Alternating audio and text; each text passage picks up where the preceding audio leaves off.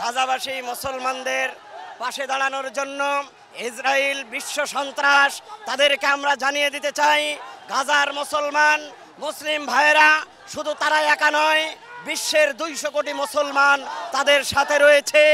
আমরা জীবন দিব, কিন্তু আমরা এই বাংলাদেশে থেকে আমরা থুকে থুকে মরতে চাই না। রাসূলের হাদিস অনুযায়ী আমাদের হৃদয়ে রক্তক্ষরণ হচ্ছে। আমরা আমাদের সরকারকে কাছে আবেদন করছি, আপনি বর্ডারগুলো খুলে দেন এবং ফিলিস্তিনে যাওয়ার ব্যবস্থা করে দেন। আমরা আমাদের মুসলমান ভাইদের পাশে দাঁড়িয়ে আমরা তাদের রক্তের সাথে আমাদের রক্ত মিলিয়ে আমরা এই দুনিয়ার থেকে যেতে চাই, তবে আমরা আর আমার মুসলমান ভাইদের রক্ত দেখতে চাই না।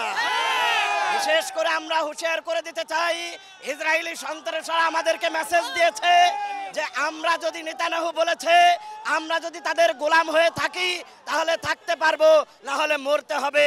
আমরাও তাদেরকে মেসেজ দিতে চাই, আমরা খালেদ বিন ওয়ালিদের উত্তরসূরি, আমরা তোমাদের মেসেজ দিতে চাই, আমরা দুনিয়ায় আসমানের নিচে জমিনের উপরে একমাত্র আল্লাহর গোলাম হয়ে থাকতে চাই, অন্য কারো গোলামি করতে চাই না।